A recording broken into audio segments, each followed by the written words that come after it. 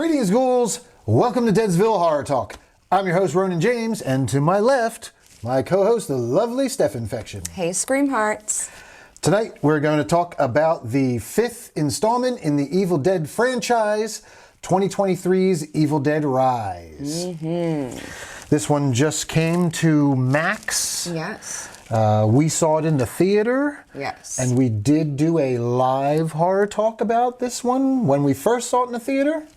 But that was just kind of like a live, it's kind of fun streaming thing, talking with you guys out there. This one is going to be more of an in-depth review, and you get more of our opinions. We're going to pretend that one didn't happen. How about that? Yeah. After this point. It's not on any of the streaming platforms. The only place you can see that is go watch the live stream replay on YouTube. But the sound and everything, that was a learning process back then. We were, yeah, probably don't. Just watch this one. Just watch this one. This one would be perfect for you. Yeah. So, yeah, we watched it again now that it was on Max. I got to, I have to try not to say HBO Max now because I've been saying it for so long. But yeah. I didn't even realize it was different until today. Yes, so. It's now Max. It's just now Max. Yeah. So, yes, on Max we have Evil Dead Rise, the 5th installment in one of my personal favorite horror franchises. I know. I mean, Ash Williams, a hero, personal hero of mine, of course. Shop smart, shop S-smart. I feel like everyone that's into horror has to say that it's one of their favorite franchises. I mean, how can you not? How can you not? Yeah, but there's people that don't like the slapstick of Army of Darkness. There's people that... I wasn't really a huge fan of Army of Darkness, but like... And Evil Dead 2, second, same thing. I mean, Evil Dead 2 had the slapstick as well. That was Army of Darkness definitely went more... Yeah. You know, into the... Not that I cartoon enjoyed it. Camp. Yeah. But it's just... I loved Army of Darkness. I thought, I mean, that's what solidified it as one of my favorites because I loved Evil Dead, the very first one, as like an independent, low budget masterpiece of filmmaking for Sam Raimi to do what he did with the small cast and small budget and everything else that he did, and then to get to go and take your film and redo it with an actual budget, and get to add a lot of special effects and Evil Dead 2 kind of added that over-the-top camp that we came to love about this franchise and the excessive blood and gore and yeah, I mean that was 2 was like it kind of set the bar for horror comedy for decades to come. Yeah, I feel like a lot of people even like that one better than the original. I agree. 2 is probably my favorite because it managed to blend the two, to blend the slapstick with genuine horror. Like, yeah, it's definitely a good one. And then you had Army of Darkness, which was a bit more of like a bit of an adventure romp when he, going back in time and the knights, King Arthur, and a little more silliness. Absolutely, yeah. But we really got Ash to solidify and come into his own. I felt like in that one, and 2, he was still kind of like finding himself. Well, yeah, Army of Darkness is when it became like a cult following, where everyone just was like, okay, who's Bruce Campbell? Yes. we liked him, now we love him. Yeah. I mean, because you had lines like, give me some sugar, baby. Yeah. So we all obviously fell in love with Bruce Campbell, where after Army of Darkness. So on that note, you want to read my shirt? This is from a little band out in England called DVHT, and I love the shirt. Our friend John Mahoney brought it over from the UK for me. Can you read it? A little higher. Fuck you if you're not Bruce Campbell. Exactly. Right? Very nice. Yes. Absolutely. Yeah. They also have a song. The King. We probably should have put their song on this. We could get copyright infringement issues playing music. Don't play music on YouTube, you'll get copyright infringements. Even if you own it. Yep. Even if you own it. But, I'm wearing a new shirt too here. Not Bruce Campbell, but a new creature from the Black Lagoon. Courtesy of Cavity Colors. The same people I got my Ghoulies 2 shirt from that I wore on the last episode. I originally went there to get this shirt. I know. And then it was like a couple bucks more to get free shipping, which would have made this just get another shirt, man. Exactly. Even if it didn't, just get another shirt. I have a problem. I know. Believe me, I do too. All right. So aside from that, a bit more about us before we get into our spoiler-free section and digging into our more of our cast and crew here. Yeah, who are you and why should I leave and listen to you? Well, let me tell you, Steph Infection and people out there in interwebs land. I am Deadsville director Ronin James. I have been a stuntman and stunt coordinator, now second unit director and director for about 20 years. SAG member, been in a bunch of movies. You've seen me die or get shot, I guarantee you, at least once. Guardians of the Galaxy Volume 2 I died in. Gotham I stunt doubled in. There's a few others out there, but you can check out my IMDb. Jay Green is my stage name. And J-A-E. J-A-E. Green, G-R-E-E-N-E. Yeah. And I studied film before I got into stunts. So now I am doing what I originally went to school to do after having a nice little career hitting the ground. So yeah. And I feel like I am somewhat qualified to discuss some of the stuff that we see and want to review here. I can at least tell you if the stunts suck. Hey. To my left, the producer, actress, dance choreographer, host, talent booker, what else? Whatever. Infection, whatever we need. I do our taxes too.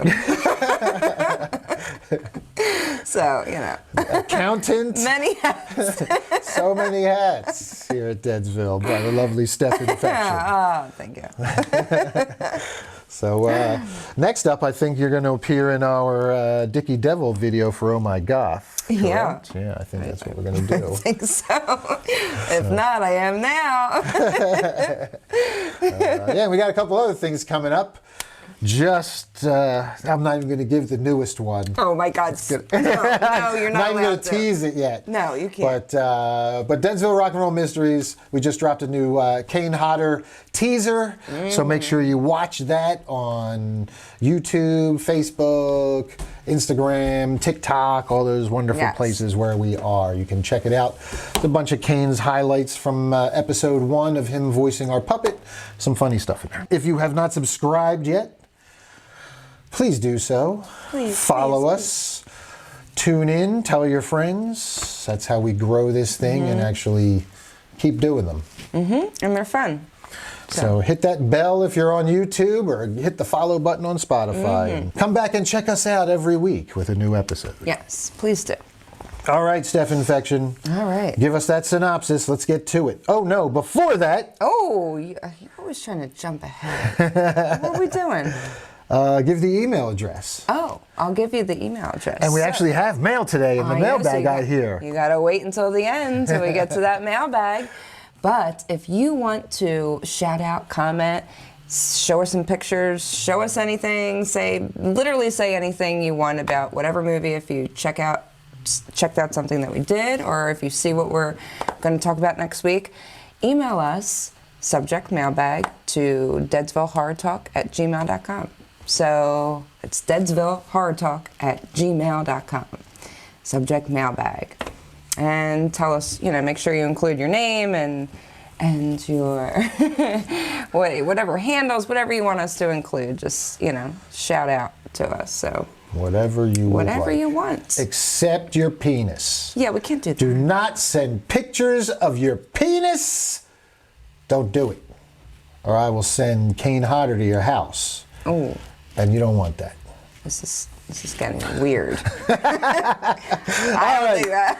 Synopsis time, Steph Infection. All right. So, The Evil Dead Rise is a twisted tale of two estranged sisters whose reunion is cut short by the rise of flesh-possessing demons, thrusting them into a primal battle for survival as they face the most nightmarish version of family imaginable. Oh, That's a scary family. Scarier than mine, I don't know. I don't know. Mine's pretty scary too. Yeah. I think you probably have some family feuds. I know. Probably scarier than this, maybe. Well, yeah, yeah, pretty much sums it up. It's a family tale, and we get Evil Dead Rise as the setting moves to a high-rise, as opposed to the woods, as opposed to the usual cabin that we are accustomed to. Yes, yes. And it's good. It's a nice little departure. So let's talk about our director. Yeah. Lee Cronin. Yeah. Who also wrote this one. He is our writer and director, and Lee Cronin is from Dublin, Ireland. Previously known for Ghost Train, Billy and Chuck, and Through the Night. Nothing I know. Yeah, I have not heard of any of these. The Hole in the Ground, I believe, is now also on, I think it's on Max. Oh. The Hole in the Ground. It's a movie that he directed in 2019. Creepy Little Boy. We did, yes. That was one of his that people were talking about, and they did put it on Max. So you can also watch his previous offering on Max if you are so inclined. You should watch that. Yeah. Yeah. So yeah, he's written a few things. He's directed a few things. Some shorts mostly. It's amazing how these guys do just a couple shorts, and next thing you know, they're directing the next installment of a huge horror franchise. That must be like... It must be nice. There must be some incredible shorts. Incredible shorts. Or they are just kissing the right ass, right? Because we all know how that works. So tell us about our cast, Steph Infection. Oh, I'm telling us about our cast. All right, so... I mean, we could go back and forth, but... Well, I always butcher names. Yeah, you need me to do the names. Yeah. I'm pretty good at those, actually. So, like, our mother, the only one okay, so Ellie is our mother, who's kind of our main character throughout it. Yes. Played by... Alyssa Sutherland. Alyssa Sutherland, yes. And she was in Blood Vessel. This is where we know her from. Yeah. We watched on Shudder. You can watch right now. It's a really good vampire movie. It's kind of like a World War II era vampire movie with a bunch of Allied soldiers on a life raft adrift. Think vampire Nazis. Yeah. Kind of. Well, what it is, like a Nazi freighter comes upon them, and they board the freighter, and everybody on it's already dead, and there's, the Nazis were famous for trying to unlock secrets of the supernatural, and Hitler was into the occult and all that stuff. So it always makes a good backstory to include a little truth, which, this was like about a ship that was carrying a family of vampires that was sealed in, and one of them gets out and kills all the crew, and so this little life raft of Allied soldiers comes upon it, and Alyssa Sutherland is our British intelligence officer of the crew, and she's really good in that too. Yeah, that's not what I know her from, though. I knew her from Vikings. She was Queen Oslo. Right, yes, and I did not watch Vikings, but I've heard that as well. She has that. Ragnar's wife. Yeah, she has that look. She definitely has that look. They had a lot of kids, yeah. A lot of kids. Oh, yes. So that's what I knew her from. And she's got great facial features. Obviously, you've all seen the posters. So in addition to being a really good actress, she also has great facial features that lend itself well to the makeup, and high cheekbones, the creepy sunken eyes, and she's got a big smile with creepy teeth that she can make her mouth real wide. And it's really, she was really great for the role. I think that was like a perfect casting for it. Because once, we'll get to it, but obviously once she turns, it's just, it's on. So. Yeah, and her sister Beth is played by Lily Sullivan. Yep. And Lily has a backstory that a lot of us musicians will be could relate to. You're groupie?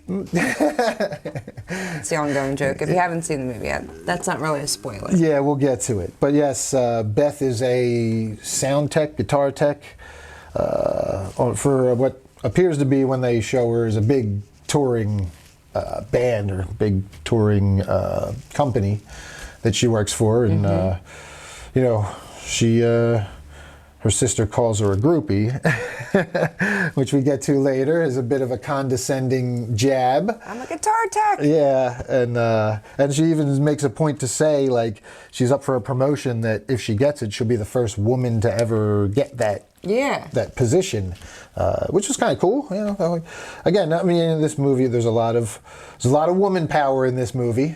And I heard there was people calling it woke, but everybody calls everything woke. I thought it was a good movie. I didn't see it that way. I just thought it was, No, I just thought it was a good movie. I mean, you can have woman power and it not be like woke. You know? I know. I mean, another... Not pushing it too hard. We might as well jump to the other character in here, speaking of... Morgan Davies plays Danny. Yeah. And Danny is a... He's a trans man.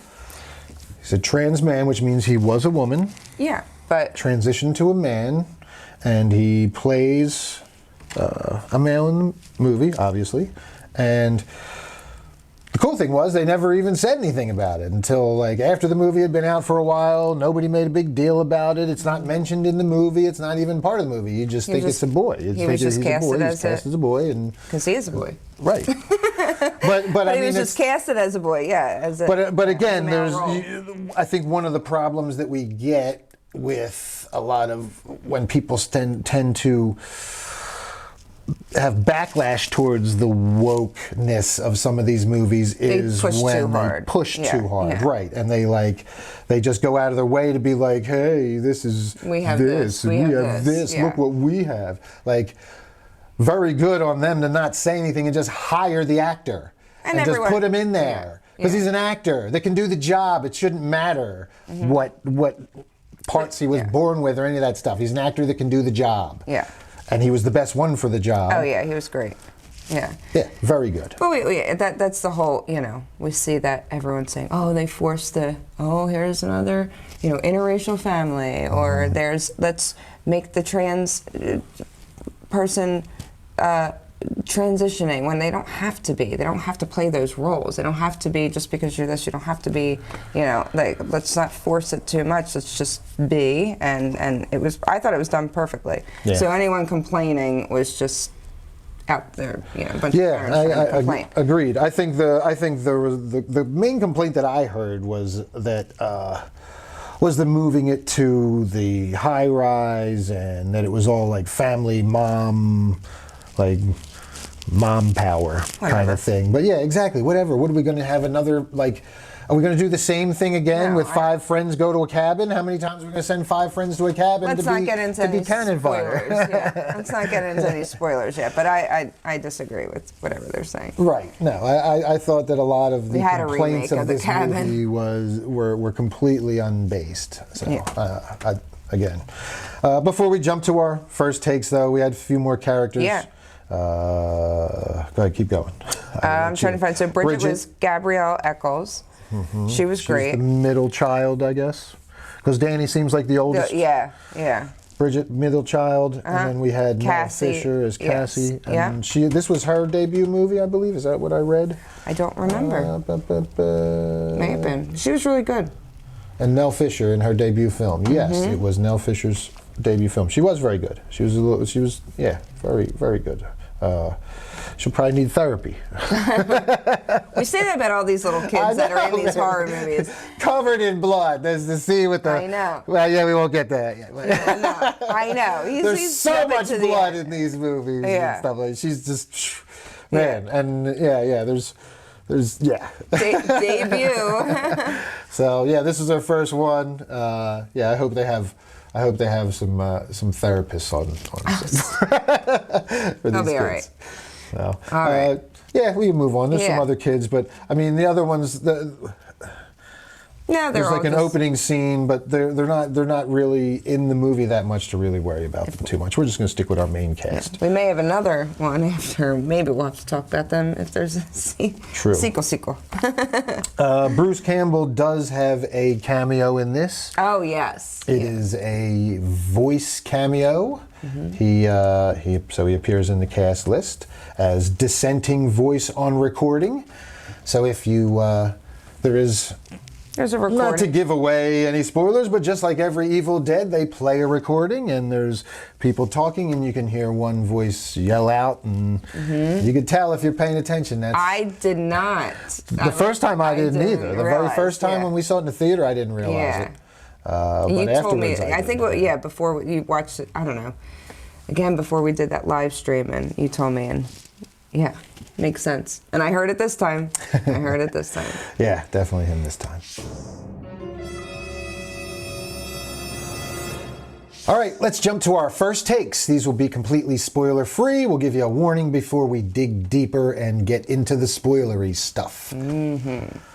So, ladies first, Steph Infection, as usual. Give us your first take. I guess this is just a thing now. It is. We gotta have. I talk so much. He does. He talks way too much. So my first take. So my actual first take was watching it in the theater, and I think I said it was the scariest movie I ever saw. Okay, I take that back. But it was so scary in the theater because of the sound, and I enjoyed it so much more than I thought I was going to. Like we said, it's different setting than the originals. I'm kind of tired of redos, but I went into it with an open mind. I loved it. Kills were great. I thought the story was actually great. There was a couple little holes in it here and there. Got a little silly at one part, but I overall, I loved it. I loved the Easter eggs. I really enjoyed it. So. Yeah, that's I don't even want to get into too much because we'll dig deeper. But yeah, just overall, I really enjoyed it. Yeah, I really loved it too, man. From the opening scene, which kind of felt like, we'll get into when we get into our spoilers, but it felt familiar to jumping to completely to unfamiliar territory with this franchise. Having the whole family unit, which I usually don't necessarily go for, which, I don't always like the whole family, lovey-dovey, fight for family. As soon as the people start saying family, I start thinking of fucking Vin Diesel, man. I do it for family. Well, we didn't really get that. No, I know, but the you know what I'm saying. They're fighting each other. I'm not as, right, exactly. They're more of a dysfunctional family, more like what I grew up in. But yeah, I don't usually go in for that, but I felt like the family dynamic and everything else really worked. The kids were all pretty believable for me. The mom was outstanding, man. She was fucking awesome. Creepy. She was great as the mom, and then super creepy once she becomes a Deadite. And Beth was good enough. I mean, I like Beth once she, once a switch flipped. Let's say, that we'll get to later. Because I think she's kind of, through most of it, she's kind of wishy-washy, and she's just kind of you know what? But then but then a switch flips, and I'm like, okay, now kick some fucking ass, Beth. Thank you. She's one of those, she was good for the part. She was a good actress, but maybe there may have been a better actress that could have done that part, I don't know. I mean, I liked her as an actress, and I thought she was good in the role. Yeah. It just felt like and maybe that was part of her story arc, because we will get into that too. You can very obviously see when she, she's made this decision but you could tell she's made it before that, just in her physical actions, just in everything that she's done to, doing leading up to it. So, she was good. She was really good. The cast was really good in this. The direction was really good. It's a very dark movie. Everybody likes to make things very dark nowadays, which seems to be another. It goes against common sense, you would think, because if you're scared or something's going on, you're going to turn lights on, right? That's your first instinct. But in the world of movies in Hollywood, nobody turns any lights on ever. They'd never. I mean, I know it's okay to say the power goes out, right? That's not a spoiler. The power goes out. No. So, I mean, the power goes out. But even before the power goes out in this movie, when they first, the whole apartment building itself is old, creepy, dimly lit. Oh, yeah. It's about to be knocked down any minute. Yeah. Which that little tidbit wasn't even...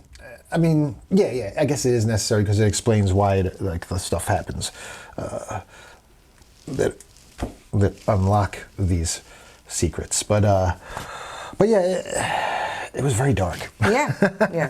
Lighting. Very dimly lit. Dimly lit is what he means. So. I guess that's what you do with horror movies nowadays. You gotta keep people in the dark to keep them scared and wondering what it is lurking in the shadows. Because we're all scared of the dark, or at least we have been at some point. Even as adults, when you walk into a room that is pitch black, the fear of not knowing what's in front of you, it gets everyone stubbing a little. my toe or anything. It could be something. We're not saying monsters, but you're just like, I can't see, and you get a little like more cautious. You get a little bit more freaked out, and even as adults, we don't like the dark. Yeah, man, illuminate that shit. Yeah. But yeah, so this was really good. I really enjoyed it. I only had one qualm with it. In the theater when I saw it, I really hated it. I was just like, I got like the biggest eye roll. Maybe the second and third times I watched it, as I watched a couple times. I had it on in the. You mean the ending? Yeah. The Thing? The Thing, yes. Yeah. Yeah, you can just say The Thing because it's pretty much the fucking thing. Well, I wasn't gonna. I just meant The Thing. Yeah, but saying The Thing, I know. you're saying The Thing because But you're just making exactly what my comparison is. Thanks. You just spoil my comparison. Spoil my rant. Steph Infection spoiled my rant already. We didn't even get to dig deeper yet. The second time. Okay, don't hurt me. I'm gonna rant about Steph Infection spoiling my rant. It's like the second time today I've just answered, said something before you were able to finish. Anyway. It's because you're rude and you just interrupt me. I just know what you're thinking sometimes. Lord. Right there. Damn it, now I forget what I was going to say. Yeah, because I'm thinking I want to strangle you.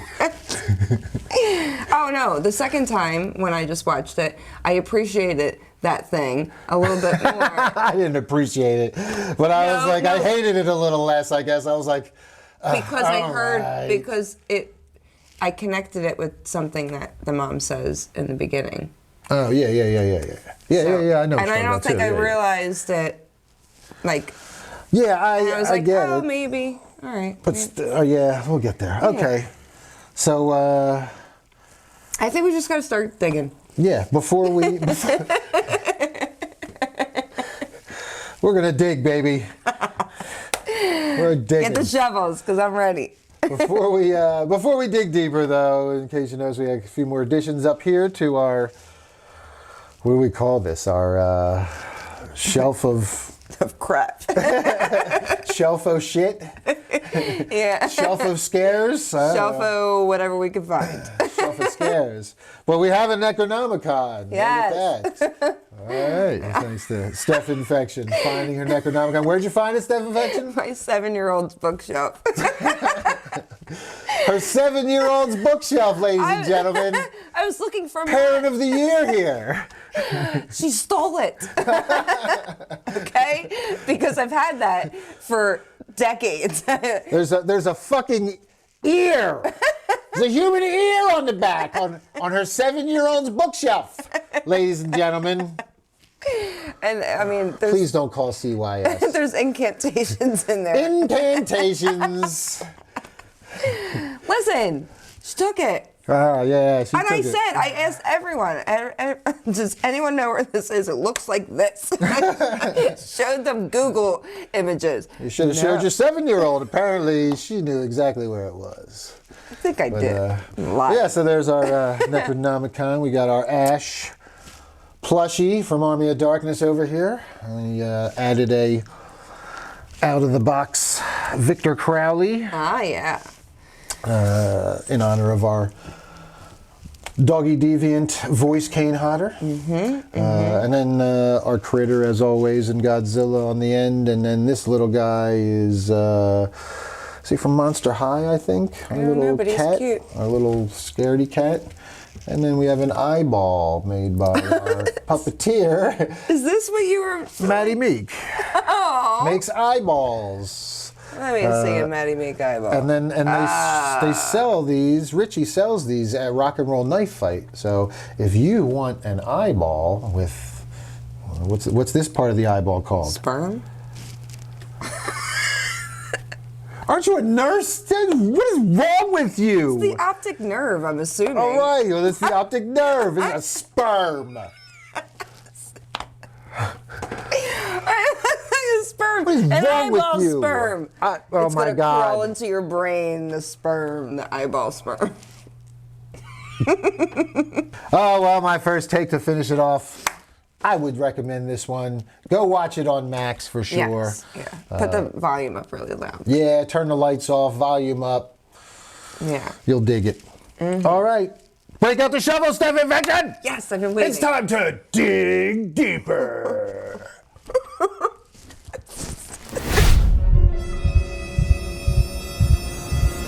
Digging into this one, we start with the opening scene, and it starts off in a cabin in the woods. Yes. We're right in familiar territory. Well, actually how it starts. Oh, yes. You gotta get Yes, let's talk about that.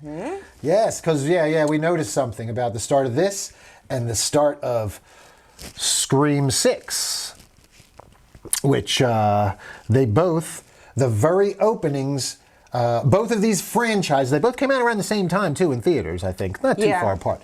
But, so they're both long-running franchises, and they both have a gag or a shtick that they always start off with. In Scream, it's always the phone call. The phone rings, and somebody picks up the phone, and do you like scary movies? And in It's always the killer, usually. right, Yeah. it's usually the killer. And in Evil Dead, we start with that. It's actually flying through the trees, and we get the smoke and all that other kind of stuff, and it's meant to be the POV of the evil. Heading towards the cabin. It's meant to signify as the opening credits roll and everything. So those two things are something that are staples of each franchise. And in Scream 6, we got the telephone ringing at the very beginning, and as we zoom in, push in on the phone, and we see a hand come in and pick it up, and we pan back out, and it's a busy restaurant. Yes. And it's, hey, please hold, and click, and we're moving around, and faked us out. Yeah. They faked us out. Well, we get that at the beginning of this one, too. We get the intro, and we hear the buzzing that kind of sounds like... I do have to say, just a little insert of trivia before you go on. It is the same fly sound. Oh, they did use the same fly sound? Yes, because I was listening on the trivia. The film opens up with the sound of a fly, and it's the same exact sound used throughout different entries dating all the way back to the original. Interesting. They just maybe they layered it with They probably did, because it starts off with that, but then it so clearly changes at some point. And it's flying through, and then it comes down, and you see a girl sitting on the edge of the lake on a dock, and buzzes her, and we see that it's a drone. Yes. Gotcha! Faked you out. It's a drone. And I figure they probably overlaid the buzzing of the flies with the drone propeller sound, and just kind of more... added more overpowering with the flies a little bit, maybe more, just to make us think it was what we're used to.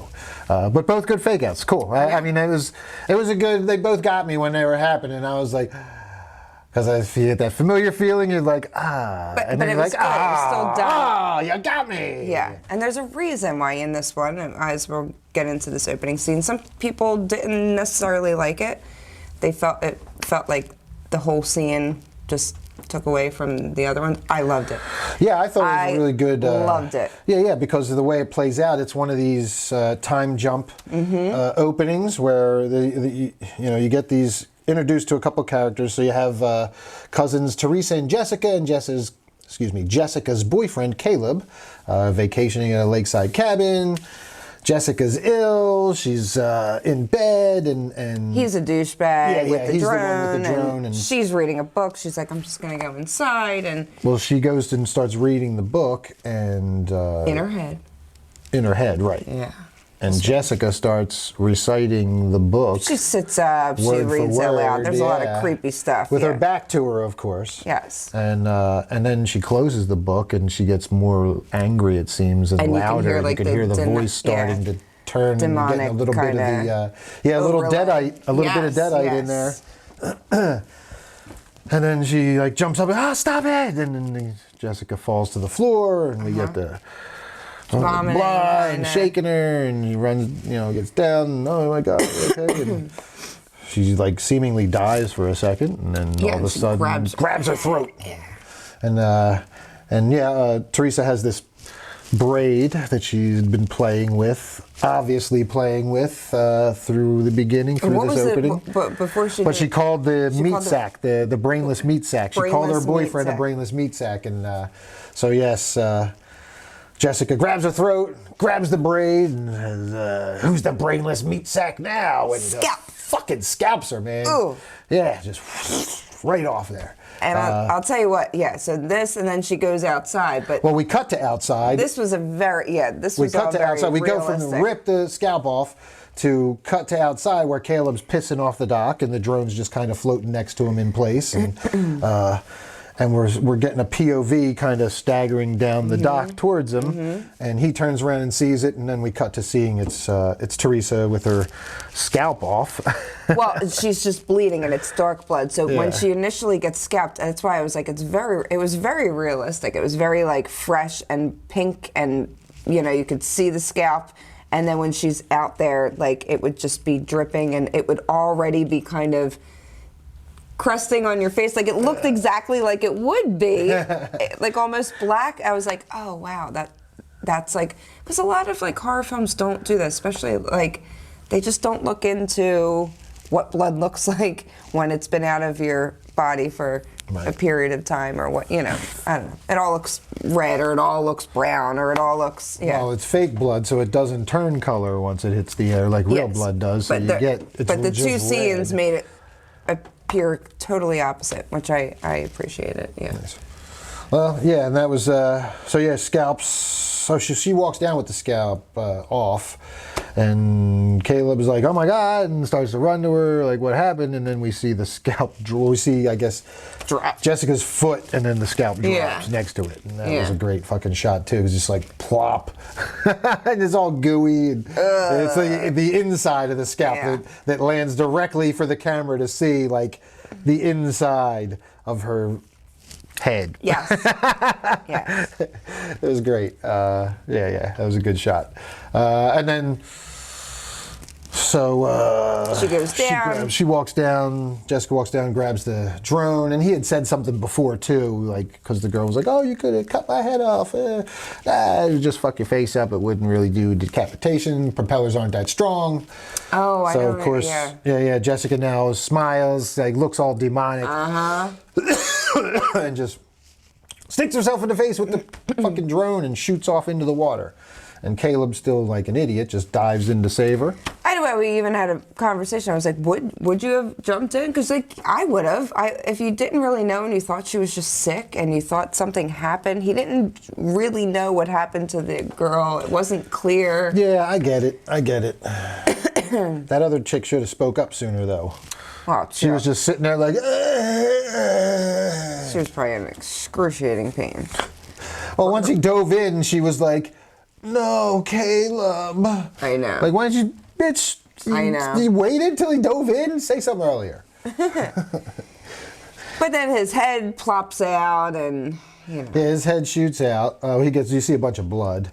Yeah. His head shoots out, and then the girl's like looking out over the water, and we get like one of the coolest title sequences ever. So it's like on the lake, and you see like the tree line and mountains over the back of the lake, and there's sunset behind it, so everything's kind of silhouetted, and up out of the water starts coming the girl, the possessed girl, Jessica, and then you see her head, and we get close-ups of her hands, and they're all dripping, crunched and dripping, and her toes pointed straight down and discolored, and she's slowly rising, and as she gets to the peak of her rise, we have the letters come up behind. Evil Dead Rise rises up behind the fucking mountains, like it was behind it the whole time, and then she's like slowly floating towards you, towards the camera, like it's the doc, obviously, because now we're like POV of our scalped girl, and yeah, man, that was just I got chills the first time I saw. I was like, oh, in the theater, I was like, so good. I think we literally were like, get ready, get ready. Yeah. Here it is. Yeah, right from that little title sequence, man. They fucking it was great. Perfectly placed. Perfectly placed. Yeah. So then we jump to one day earlier, and just one day earlier, we start with Beth, right? Do we start with Beth? Start with Beth in the bathroom. In the bathroom at the gig. Peeing on a stick. Peeing on a stick, and we get a little bit about her. We learned that she's a guitar tech, and obviously she's wasn't planning this pregnancy, and it's positive. Wah, wah. Well, we don't say that, but from her, the look on her face, we know it's positive. Wah. So then I'm like, all right, she's pregnant. That's gonna come in later. Okay. Yeah. So then she decides to go visit her sister Ellie, and Ellie is our Alyssa Sutherland. Yes. And Ellie has her 3 children. 3 kids, and unbeknownst to Beth, because Beth doesn't answer her phone. Not when she's on tour. Right? Who would do that? Ellie and the father of these kids had split up like 2 months ago. Yeah, we don't have to get into that whole It's been scene. almost, no, but it's just fucked up that it's been almost, it's been 2.5 months. She said I called you twice. Yeah. 2.5 months, yeah. Yeah, so they're not the closest. Closest sisters, but like right away you get the good, the family dynamic too when you meet Beth and the sisters, and Beth's a tattoo artist. I'm not sorry, not Beth. Ellie. Ellie's a tattoo artist, and their daughters. So the one is cutting the heads off of baby dolls when we meet her, and making Stephanie. Yes, I need a Stephanie. I know Tom You Haas are a is Stephanie. I know a Stephanie. Tom Haas made one. Oh yeah, that's right. I saw we should get a picture and get up there. Yeah, Tom should have sent us a picture to the mailbag for this episode. Yeah, Tom. In the we might include it. Maybe you can pop it up. Send it to me later. Yeah, it's on Facebook. It's a really cool. Yeah, he did it. Oh, so I could maybe find it on Facebook and put it on? Yes, you absolutely can. It's on there. All right, I'll try that then. Maybe we will have the picture on here. It'll be right. We'll just tell you about it later, Tom. Not that you're watching or listening, Tom. We're going to force you to listen, Tom. But yeah, so Ellie's a tattoo artist. Danny is an aspiring DJ. Yes. So yeah, they live in a condemned Los Angeles apartment complex. There's an earthquake. It's shaking, and that's when the kids are. So yeah, they kind of have. Kids were out. Kids were out getting pizza, and Ellie was filling Beth in on her love life or lack thereof, and husband leaving, etc. And just like any good movie, a little natural disaster unearths the hidden, cursed objects, the shit you shouldn't fuck with. And we've had this discussion before, but I may have not went down there in this movie like right after an earthquake because it's very unsafe. No, I wouldn't have done that. However, if I see something in a wall I'm going to investigate.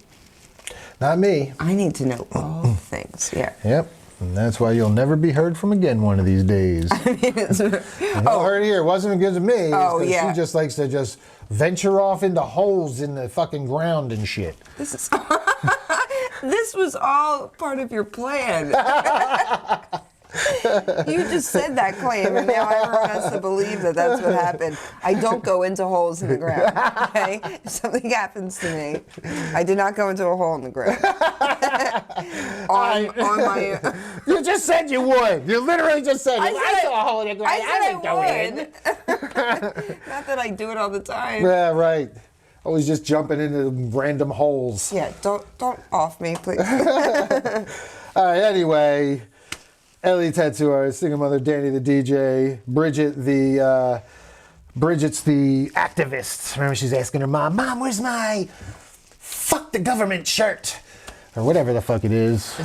I don't know, but she's making Down like with the patriarchy let's make shirt, Earth whatever cool it is. again, like poster at one point. It says something like that. And there's Make a Earth picture. cool again, as in stop global warming. As a global warming pun. Oh, that's pretty good. I didn't get it when I saw it. I didn't get it either. Pretty good. Until I said it out loud. And I saw your face and I went, oh. Before you even said Saw my face light up with the recognition of yes. a dad pun. And I love a good pun. All right, so we have our earthquake. The building is shaking. It cracks a hole in the floor. Mm-hmm. Danny the dumbass jumps in. And Danny the dumbass. Well, he starts looking down. He doesn't jump in, like, dive in.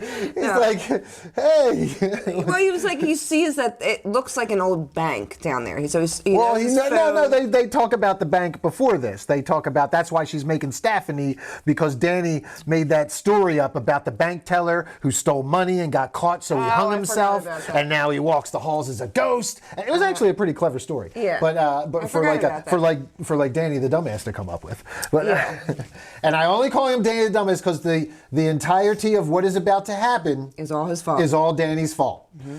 And at one point he's like, it's all my fault. No. Yeah. Yeah, it is, Danny. It's all your fault. Everything that's about to happen is Danny the dumbass's fault. Yes. So if you were to just jump in that hole just like Danny the dumbass, everything that were to happen following would be all your fault. Okay. Staphany. I knew you were going to call me Staphany. Okay. So he goes down, he sees he sees that it's an old bank, and he's like, oh, I'm going to get some treasures. Like, I mean... I understand, like, the Indiana Jones aspect of it, I understand. It's that too, but it's also like, that was a bank. But like you said, it was a bank. Like, there maybe there's money. No, I get it. So... And you want to be the first one down there. That is a good point. Yeah. That's a really good point. I didn't even think about the money aspect of it. It wasn't just like, hey, there's a random hole. But like you said, it just fucking had an earthquake. You don't know if it's done or not. You don't know if, there's always if something was shaken loose that could be waiting to, There's always an aftershock. Always. Right, So, but he goes down. Go ahead. And he goes down and he's like looking through a box and he finds some records and... Not records. Vinyls, but... No, not vinyls. They were... Because records were not made. Vinyl was not in production. They were actually vinyls. Well, these were phonograph records. No, but they weren't. They were actually. They weren't wax, which they should have been. Right. But those weren't in the movie. That was one of the. Well, they weren't. They shouldn't have been wax. Whatever they because were. Because wax was not being used. Vinyl wasn't being used. I know, but they weren't in the movie. It's a goof that they said they didn't use the correct ones. Right. They should have been shellac. Shellac. They should have been shellac. Right. Yeah. Sorry, not wax. Wax are cones. No, I'm sorry. When I did read about this last time, shellac didn't even exist when those in the year. It was like the year before that was written on the thing. Mm-hmm. They actually should have been wax, like cones, because they said they didn't even really exist, the shellac yet. But either way, they said it was... Yeah, they needed to make a movie, so they exist. And it doesn't matter, whatever, it fits. Right. We're not going to get all crazy over a year or two. So he finds, and he's a DJ, and he's like, oh, I found these. 3 phonograph records from 1923. But and the book. Well, he didn't find the book. Oh, yeah. Yeah, because he's hearing something, it almost sounds like whispering, like something trying to get his attention. And there's what looks like, almost like an altar. And... there's a hole in it, and he can see that something's in there, and he reaches in and gets it. Now, that stuff, like, why would you... Maybe he thought it was like a pile of cash. Or a safety deposit box. Yeah, like it could have been. So it's not like that far-fetched that this kid... But the altar, I mean, that's a little... But he may have not realized it was on. Now, the big giant Jesus that he almost got booped with... That was a nice little scare. Yeah, that was a good scare. Anyway, so he goes back up, and he's got, now they go into the... But, I mean, doesn't this is like the same, it's the same fucking... Pope's Exorcism? Yeah, it's the same beginning as Pope's Exorcism. I'm sitting here like, didn't we do this movie already? Well, we did do this movie already. We also did this movie already in Pope's Exorcism because it's the same damn setup. Well, yeah, that's why I'm comparing it to, because it's... Yeah, I mean, I don't know. You have the church kind of, they hide things. things of demonic nature that they don't. And this was hidden this too. is not even just the only 2 movies that have done this. They all have, they said a prayer and then the church and stuff, and it always comes on Earth. I mean, that's another one of the cliches that are coming, that it's just the easiest way to. I mean, that's always been in horror movies. There's just you move into a new house and unlock the evil somehow. It's moving into the unknown. Fear of the unknown, and then supernatural horror comes from that, or if you have it could be anything, stalking neighbors, whatever. But yeah, that's where it all originates. Mm-hmm. But so he gets the book, he gets the records, gets out of there. Yeah. Everybody's worried. They take the elevator, which they're told not to do. Yes. She says, never take the elevator. After an earthquake. Yeah. And then she will then go on to take the elevator. Later on. And be only a few minutes screwed. Later, as she looks at the stairs and completely ignores them. Yeah. And who's to say that it wouldn't have happened anyway, but that's what gets her right in the line of fire for the evil. I think it absolutely would have. But I think it was just a cooler scene. To have the... but before that, let's get to... So Danny takes the records in and, of course, starts playing them. Him and the sister. Well, him and the sister look at the book first. Yeah, they look at the book. He's trying to get it open, and it's got teeth. It looks different than, like, our original.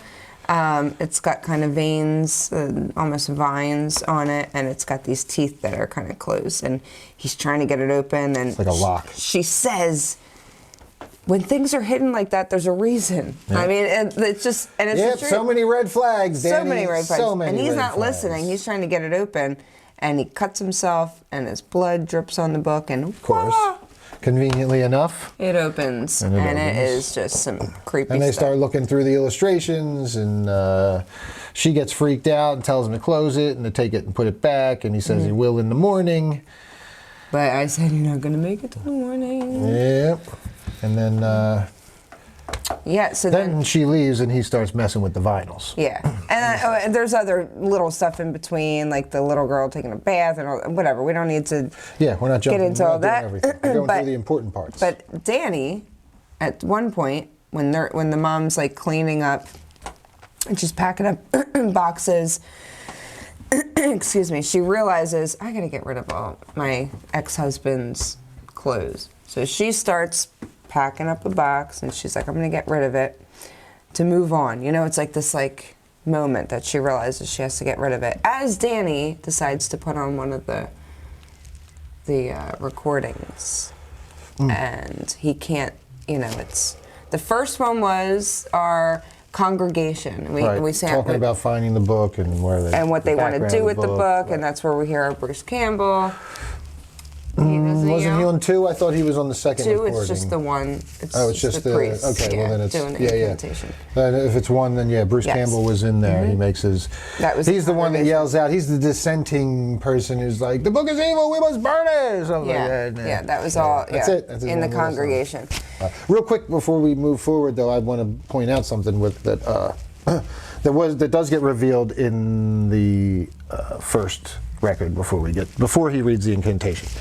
That we're told that this is one of 3 volumes of the Naturam Demonto.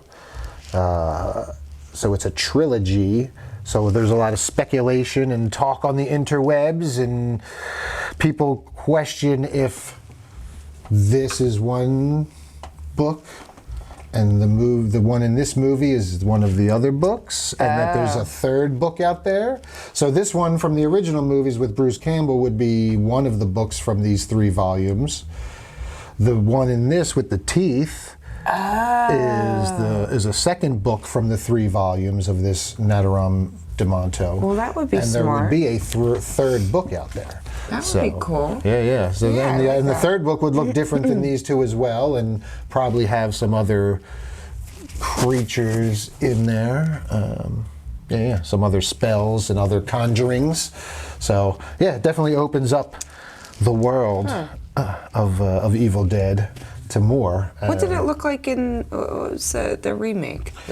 I think in the 2013 one, it looked like but this. a little bit different. But I'd have to go, I haven't watched it in a little bit, but I think it looked like our standard, our Necronomicon. I remember seeing a different one, but I thought it wasn't from the second or the Army of Darkness? I don't remember. They didn't call it anything different. In Army of Darkness, I think, did they put some like armor on it or something? Was it bound in metal or something? Than that, but I don't know. I guess we'll have to see. Yeah, but anyway, that was pretty interesting. Three books of the dead, 3 Necronomicons, possibly out there. So that's cool. Yeah, and so I mean, the record, you listen to it, and he reveals that he continued his research in secret, and he recites the incantation and summons the Deadites. And then we see the real POV of the dead going through the whole apartment complex. Yep, and as Ellie is taking the laundry. It's her husband's clothes. She's going to throw out. Oh, clothes, that's right. Yeah. She could have just tossed them aside. Yep. She gets in the elevator instead of taking the stairs, and as the elevator door opens on the first floor, the evil just bang flies right. Yeah, lifts it's a her really into cool the, scene. Yeah. And this was a good set piece. And the elevator was our tree. The elevator was our stand-in for the woods, for the tree scene, for our person in all the Evil Dead movies that gets the tree ape. Captured. Kind of. Tree, well, it's the tree assault, because we don't want to use the word that YouTube flags. Yeah. Remember? Yes. The tree grabs the legs and Yes. Sorry. So, but somebody always gets strung up by a tree in part 1, part 2. In the remake, they had the girl with the tree. And so in this one, it was she's launched into the elevator and wires start coming down and getting the throat and lifting her up, and it was pretty good, man. It was a cool rigging that they did for her. She also has literally vines tattooed all over her. She does, which is another nod, I think, to that she was going to be the one. Yeah, I saw that right away. Yeah, they would get the tree. They got the treeing, the treatment, if you will. Oh, the treat. I got puns of my own. TREE. I hear you. So the vines on the leg and arm, and it was very. We get it, yeah. That was a nice little Easter egg. There's a lot of Easter eggs in here that we'll talk about as we come upon them as well. But that was definitely one. Yeah, and she is in a crazy kind of contorted spot at the end of it, and then. And then the power goes out. And we cut back to the apartment, and the kids and all are lighting candles or flashlights and stuff. And the door opens, Ellie comes back in, and she's shambling. Yes. Walking Dead-ish kind of style. Yes, very Walking Dead. And she makes a hard left into the kitchen and turns on the stove. And your question about that? I said if the power was out, all she did was just turn a knob, and the stove came on. Stove came on without a pilot. So yeah, but I think again, and maybe somebody could email us or comment. On there. Yeah. But I'm pretty sure on old stoves, they didn't have an electric pilot. There was a small flame that had a small, like a gas stove. So there was one small, tiny gas line. That was always lit? That was always lit. Like my like your water heater, probably. Like a water heater that it stays lit until when it kicks on its own, then it... I meant my fireplace, but yeah. Oh, okay. Well, something like that. So that could be... very well. And it being an old building, that would... Yeah. It could have an old stove in there, so that's how old stoves work, and I'm pretty sure it is. Maybe. If you guys at home if anyone is. Because I was like, what the heck? Because it wasn't just... I didn't even think about it. You pointed it out, and I was like, hey, good point. Could be a faux pas. Because usually it was just, she just turned it, so there was no even click. Yeah, no, I get it. But so then she starts just throwing eggs in the pan and just mashing them up. And these eggs were like fertilized eggs.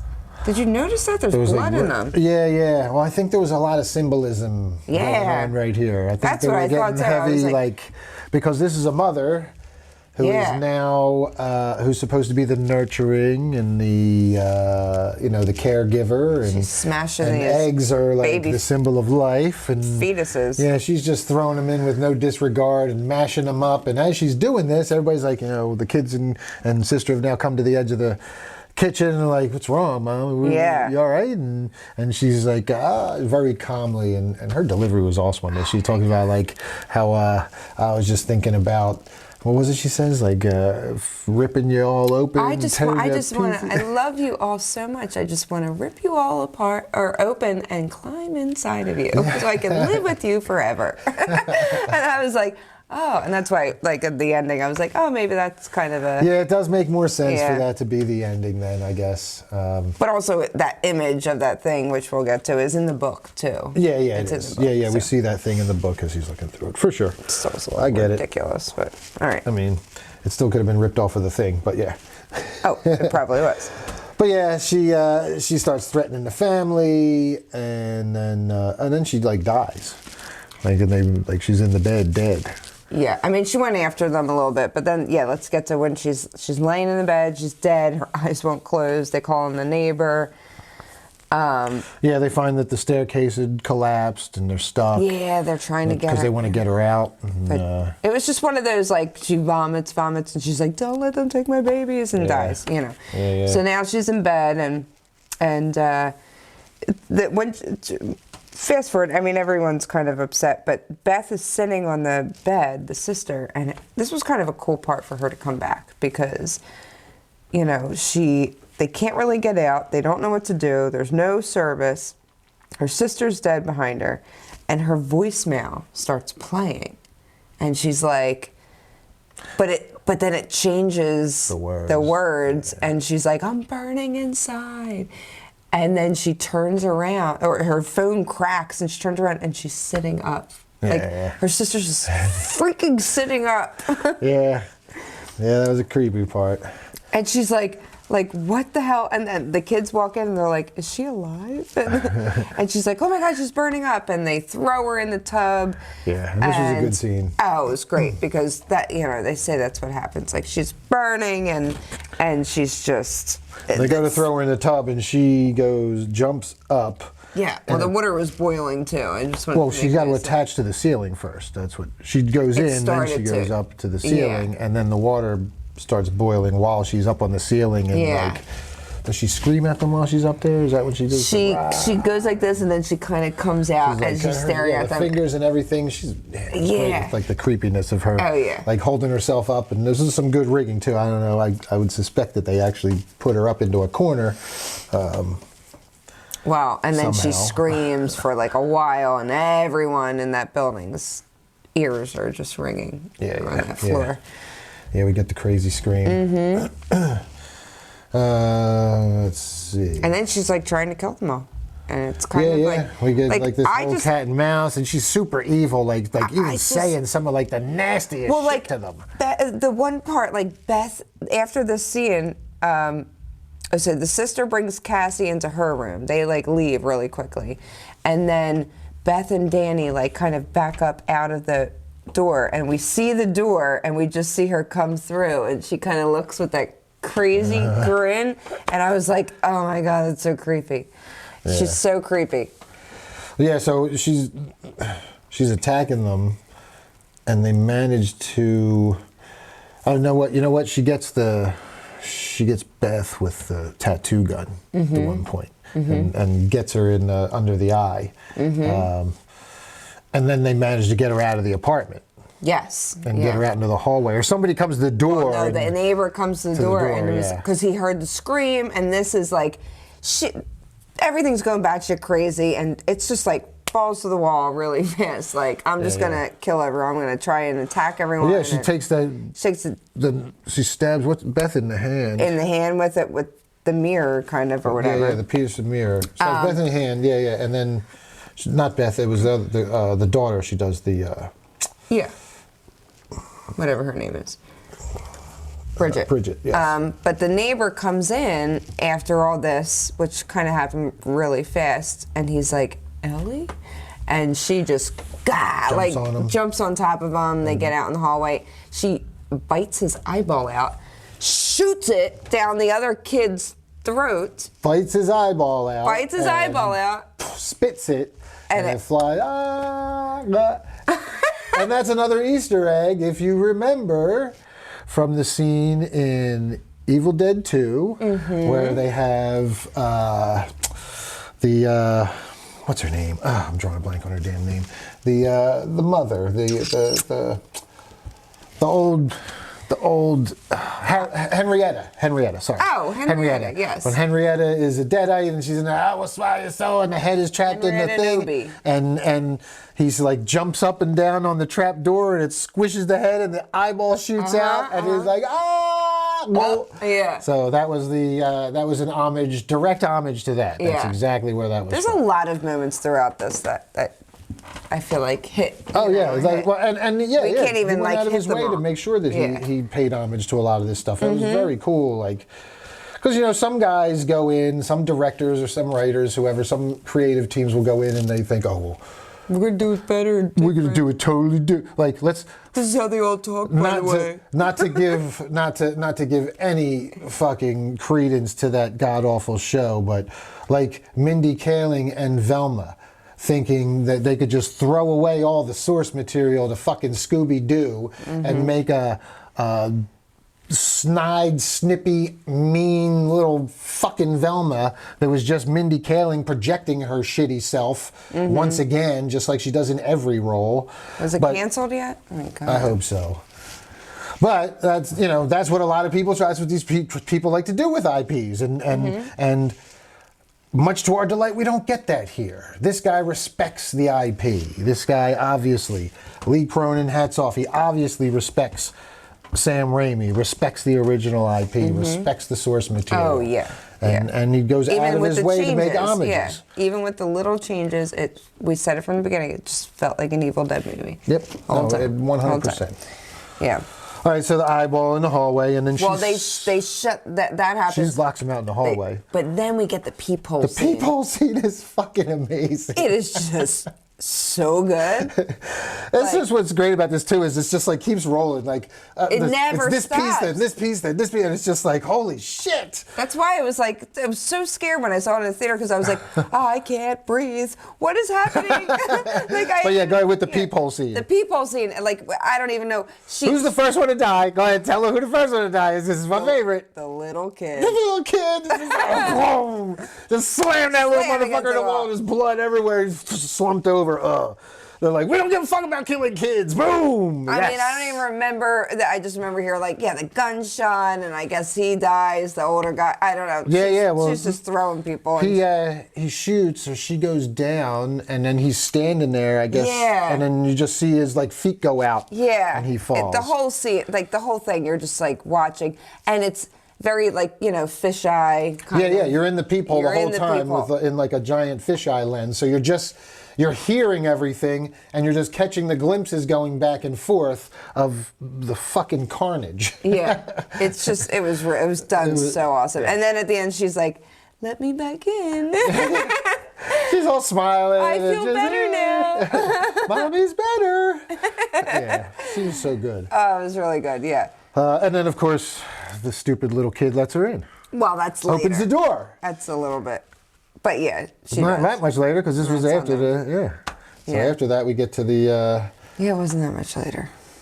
Yeah. But I mean, I guess Bridget starts turning. And she's eating glass. Before she starts eating glass, she starts realizing she wants to. She's definitely off. She wants to fix her face. Her face is breaking. And she's made it known a couple times now that Danny's a fucking asshole, and this is all his fault. Oh yes, she has. I told you. She does not mince words. Take that book. Yep.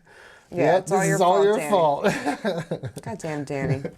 Fucking dummy, Danny dumbass. So she's in the kitchen, and then we get the little girl going over. No, she eats the glass, right?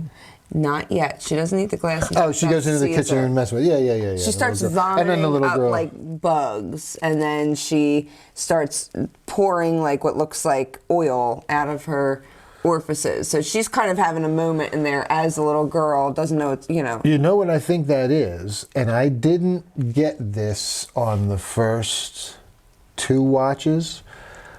When we were watching it today, I was like, that's tattoo ink. I originally called it ink in our last one. That's what I think it was, because she got her with the tattoo gun, and that's how she infected her. Oh yeah, maybe. So but that explained why it would be black and inky. It looked like ink from like an octopus or something. Like that's what. But that image showed what looked like tentacles coming out of a person's mouth. So I almost thought it was like a Cthulhu kind of like monster. I don't know.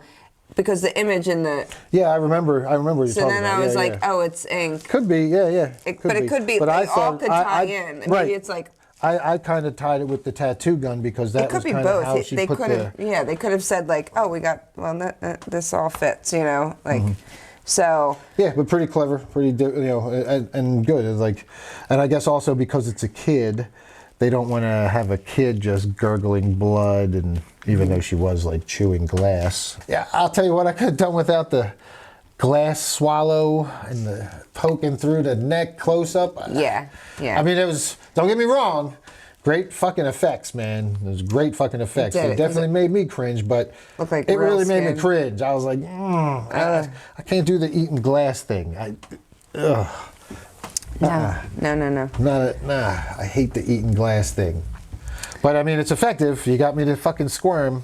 A couple things made it there grater. Were a few. Oh yeah, well that's right after the eating glass. Yeah. We get the cheese grater. Oh, the cheese grater on the fucking calf. Ouch.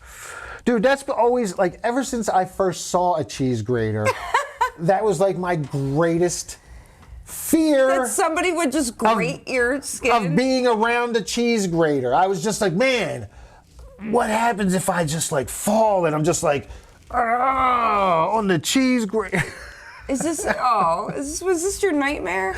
This was a chronic recurring fear I had. No, I'm kidding. No, but I really thought that. I was like, I don't want to fuck with that thing. That thing looks dangerous. I could like trip and fall and just rip my face off. Do you even use them for like Parmesan cheese and stuff? Nah. Well, you don't eat pasta. No. But like, I get like a little nervous when I get close to. I'm like, throw this block of cheese out. And I come from an Italian family. Because it's not big enough. I come from an Italian family, so we had all different cheese graters. We had the John, like that big one that's in the movie with the little hand, and it just I never had one of them. Yeah, oh, dude, we had that. We had a bunch of them. And we had another one that was like this little hand jammy, where you would just like a fucking little. It was just like a flat saw. Just go. Yeah, that's what I used. Yeah, you had that one. Yeah. Okay. I still have that one. That's look I at still you. Use them. You use it, little John. That's what I'm saying. When you don't have the big good one, you could take off leg pieces with. Well, I'm getting one. I'm bringing it here too. It's going to be right in the center of our next podcast. Oh God, no! On our shelf. Oh shit. That's awful. No. All right. Anyway, the cheese grater was pretty brutal. So in this meantime, when this is happening, the little girl, for some reason, looking at her spooky ass mom, decides it's a good idea to let her in. Unlock the door.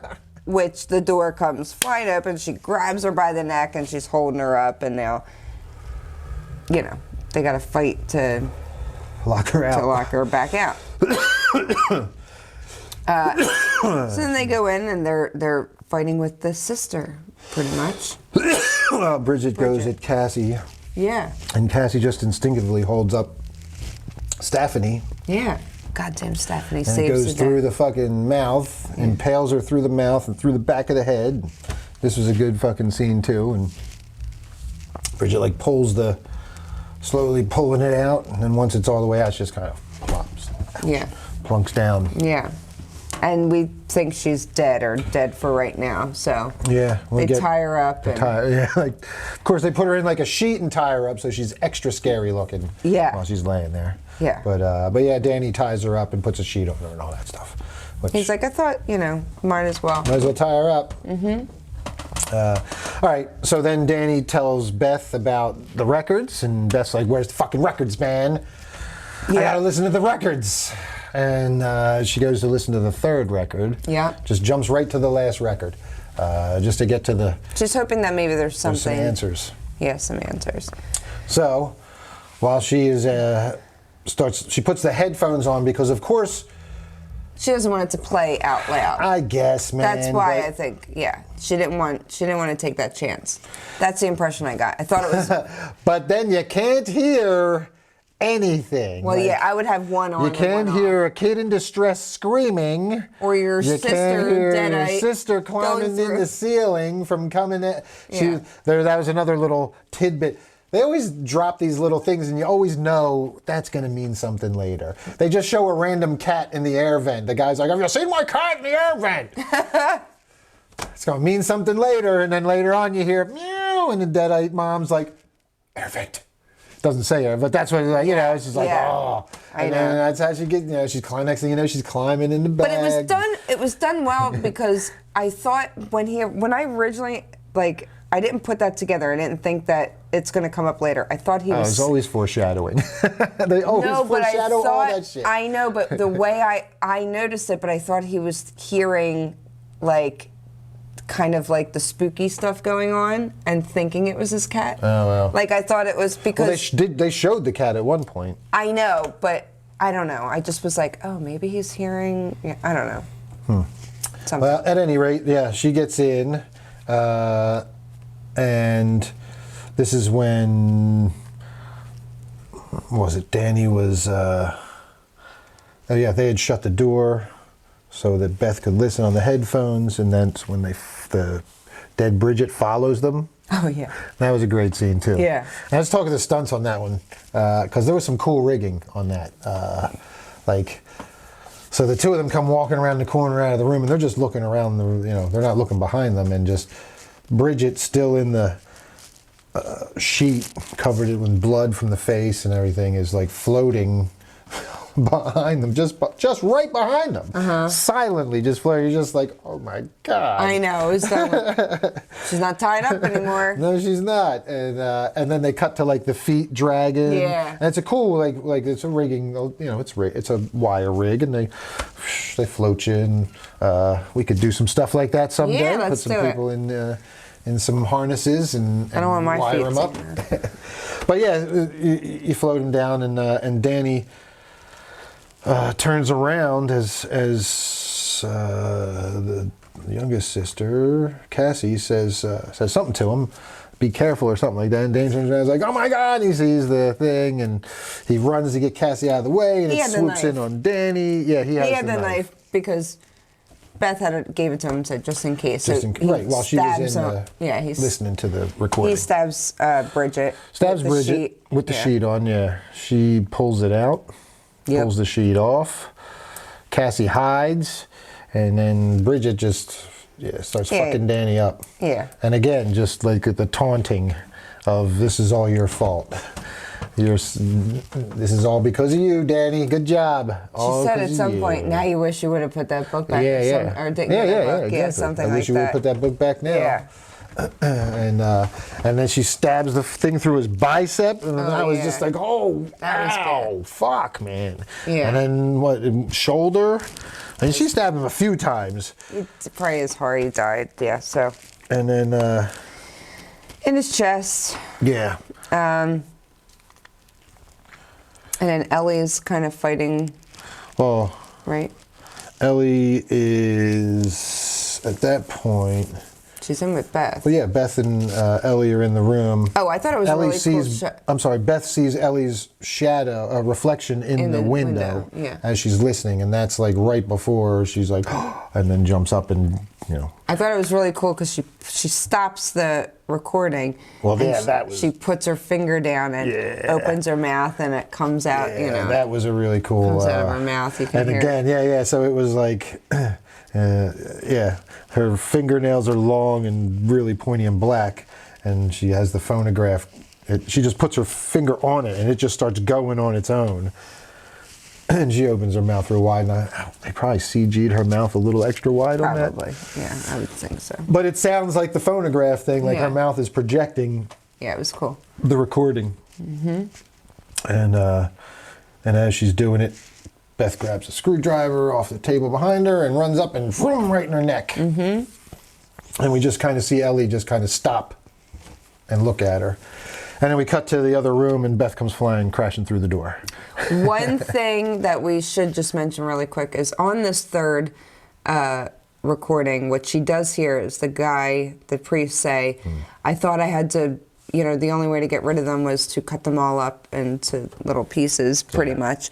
But it doesn't matter. Yeah. He goes, they're still outside my door. You just have to run away from them. So we kind of get this glimpse of, you can't destroy it. Yeah, you can't kill the Deadites. Yeah, it doesn't matter what form they're in, you can't really kill them. So then we cut to, they collapse now. The Deadites are all kind of like dead in the moment on the floor. So Beth and Cassie get a chance to run out of the apartment. Yeah. Danny's dead, and for now. Yeah. Well, yeah, that's what I mean. He hasn't turned yet, but yeah. He's dead. So Beth and Cassie are trying to get out, and what do we get here? Oh, she grabs. They're trying to get that stairway open or something. Trying to get oh no, it's for the fire escape. They're trying to get the door for the fire escape to get outside, the outside fire escape to get away.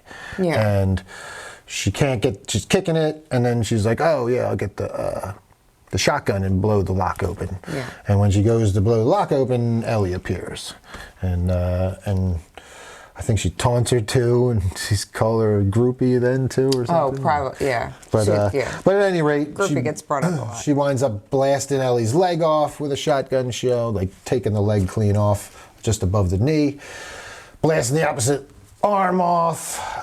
So Ellie falls to the floor. And this is when they start forming into. Well, that's what. Yeah. So then, Beth's going to try and get Cassie out of there now, and this is when they go to the elevator. Mm-hmm. And this is when. Well, all the, even though Ellie's down and can't move, she's bringing the other people she's killed back to life as Deadites, and she finally says the line. No one's getting out. You'll all be dead by dawn. Mm-hmm. Dead by dawn. Dead by dawn. And we get our Dead by Dawn line, which is another great fucking Easter egg in there. Great homage to the classic. And so they kind of,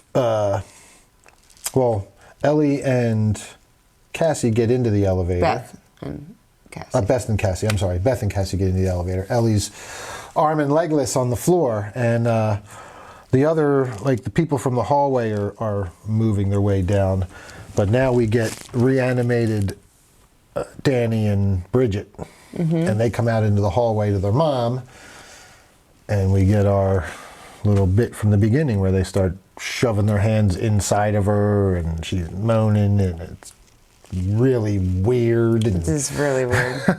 They're like reaching into her like stomach, and they're like pushing their way inside of her, and the book. We see the book in the other room, and it kind of starts flipping through the pages, and it goes to that page that we saw earlier with this formed thing, which is the only thing you call it because it looks like John Carpenter's thing. Yeah. I mean, it's literally like right out of John Carpenter's thing. Like one. Well, it has multiple heads at one point, but there's a lot of arms and legs all over the place, and it's kind of spidery, arachnidish looking, with a center mass, and it has the main head of the mom, and then the two kids' heads, and one of them's burned up from, didn't we? Yeah, we had Ellie, Bridget got burned with fire. Oh, yeah, that's right. They had a nice little fire burn, another stunt. Shout out to, I don't know who it was, but somebody did that fire burn. So yeah, they're forming into the thing. And it's like, and then we see it like as the elevator finally starts moving for them. They start getting filled up. Yeah, it starts getting filled up. But we also see something shoot up into the duct. We don't get a full view of the thing yet. We just see like a couple legs straggling up into the duct. Because this giant fucking arachnid human amalgamation can fit into a fucking air duct this fucking big that a cat was just barely able to fit into earlier. Yeah. But why the fuck not? It's a movie. So, it's got to get down to the basement somehow and fuck shit up. So, now we get the elevator down to the which is bottom my favorite floor. level. but the water's, the blood is filling up. And because it was and then they spill out just it's like The Shining. Yeah. It's an homage to The Shining for sure. Yeah. And did that on purpose. And a fuck ton of blood, all practical. So it's another homage to the originals, just going and every part of this franchise just going overboard with the blood. That's a staple. So we gotta stay true to our roots here with the Evil Dead. And they come flying, and imagine being the fucking kid. I know. Being in an elevator filled with blood. All right, hold your breath, honey. Here's all the blood. All right, and action. I know. Just go through. I know. I mean, they probably had a stunt double. They probably could have found like somebody small enough, maybe. I don't know, man. That's a tough one. Who knows? Yeah. But it was a good scene. But again, I hope they have some therapists for that little actress. You're just in corn syrup, honey. You're fine. You're fine. Yeah. So then after that, they get out to the basement or the parking garage. Parking garage, yeah. And then our amalgamation shows up. And we had like this whole thing. I mean, it was They're fighting it. It was fun. It was just. By this point, weird. I was like, all right, is this over? Yeah. Well, I didn't get the thing. I thought it would have been like. Even as Deadites, and if this is like the Book of the Dead to like take over, like why would you? Are they going to just form some ginormous blob to take over the world? Is that what it is? Because that blob, wouldn't you wait until you were all? Because they were more powerful as like regular Deadites than they were in this blob. They moved awkwardly, like watching it walk around. Like when was just like I just didn't get that was like the next stage that should have happened right then and then. It's not an evolution, but I guess it's just meant to be like a. They have to go through these stages. Not even. It's just meant to be like like a finger in the face of God type of thing, like an abomination against humanity, an abomination of life. You know what I mean? Like taking this fucking life that's beautiful and just mashing it into this fucking abomination. Yeah, it's very well. That could have been the only point of it.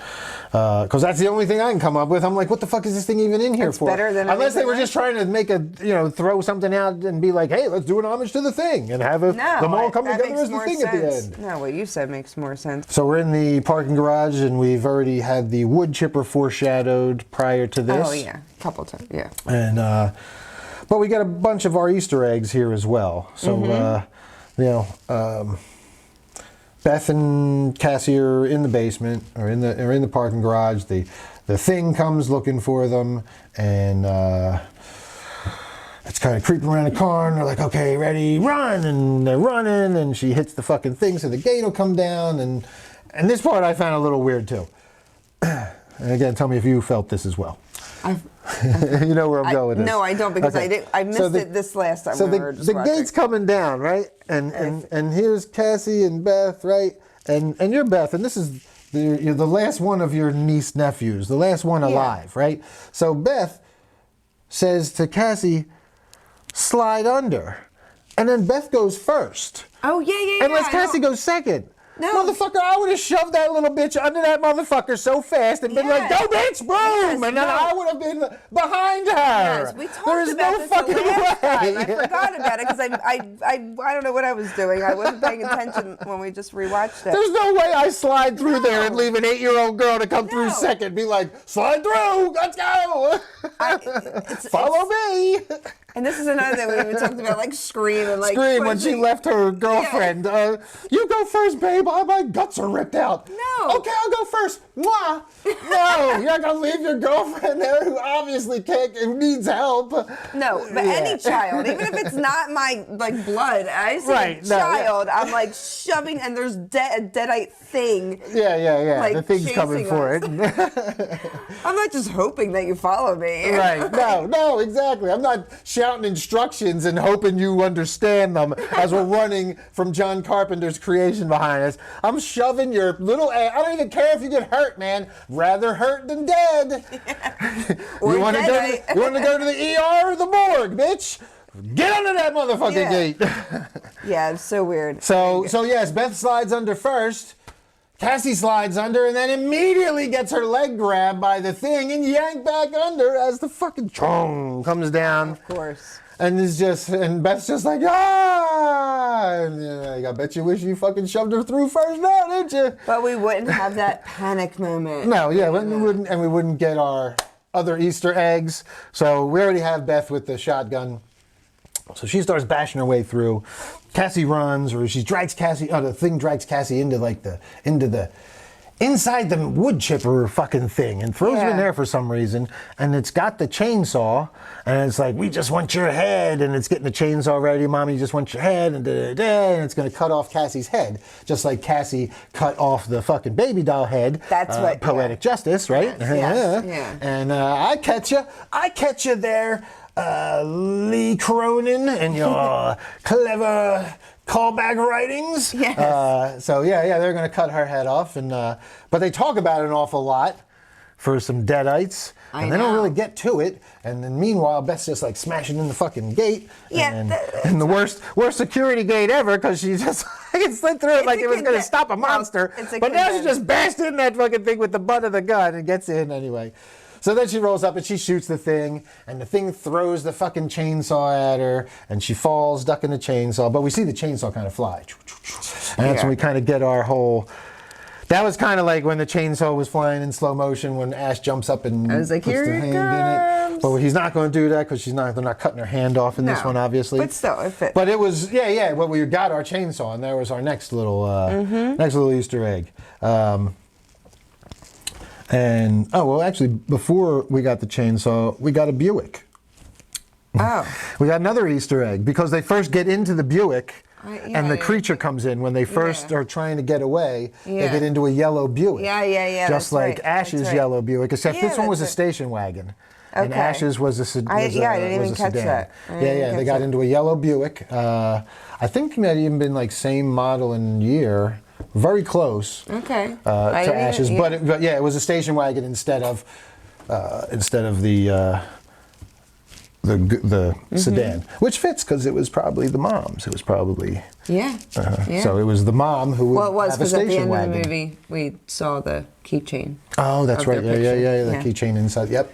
It was theirs. Yes, it was their car. Very good. Very cool, Lee Cronin. Very cool, Lee Cronin. Yeah, like everything with the thing. I don't know. Yeah. So she smashes her way in. He gets throws the fucking chainsaw at her. Well, the thing then comes down on top and is grabbing Beth and pulling her in.